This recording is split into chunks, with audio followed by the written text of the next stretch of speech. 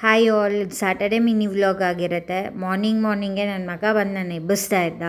So ಹೇಗಾದರೂ ಅವ್ನಿಗೆ hair cut ಮಾಡಬೇಕು ಅಂತ ನಾವು ಎದ್ದು ರೆಡಿಯಾಗಿ ಹೇರ್ ಕಟ್ಟಿಗೆ ಕರ್ಕೊಂಡು ಹೋದ್ವಿ. ಅಲ್ಲಿ ನಾನು ವೀಡಿಯೋಸ್ ಮಾಡ್ಕೊಳಕ್ಕಾಗಲಿಲ್ಲ, ಯಾಕೆಂದರೆ ನನ್ನ ಮಗ ತುಂಬ ಅಳ್ತಾ ಇದ್ದ ಆ್ಯಂಡ್ ಹಿ ವಾಸ್ ಫ್ರಸ್ಟ್ರೇಟ್ ಅನಿಸ್ಬಿಟ್ಟಿತ್ತು. ಸೊ ಫೈನಲಿ ಅವ್ನು ಹೇರ್ ಕಟ್ ಆದಮೇಲೆ ಈ ಲುಕ್ ಥರ ಇದ್ದ. ಸೊ ಸಮಾಧಾನ ಮಾಡ್ಕೊಂಡು ಕರ್ಕೊಂಬಂದ್ವಿ. ಬೆಳಗ್ಗೆ ಒಂದು ಸ್ವಲ್ಪ ಪೂಜೆ ಎಲ್ಲ ಮಾಡೋಕ್ಕಾಗಿರಲಿಲ್ಲ ಸ್ವಲ್ಪ ರೀಸನ್ಸಿಂದ.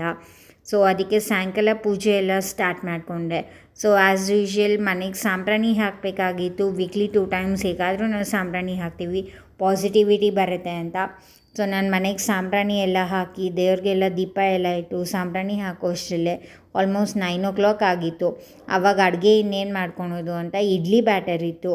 ಸೊ ಇಡ್ಲಿ ಬ್ಯಾಟರ್ಗೆ ಒಂದು ಸ್ವಲ್ಪ ಒಗ್ಗರಣೆ ಮಾಡಿಕೊಂಡು ಇಡ್ಲಿ ಹಾಕ್ಕೊಂಡು ಎಲ್ಲ ರೆಡಿ ಆಗೋ ಅಷ್ಟರಲ್ಲೇ ಆಲ್ಮೋಸ್ಟ್ ಒಂದು 10 ಆಗಿತ್ತು.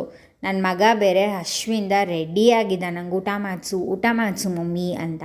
ಸೊ ಫೈನಲಿ ಅವ್ನಿಗೆ ಊಟ ಮಾಡಿಸಿ ನಾವು ಊಟ ಮಾಡೋ ಅಷ್ಟರಲ್ಲೇ ಆಲ್ಮೋಸ್ಟ್ 10:30 ಆಗಿತ್ತು.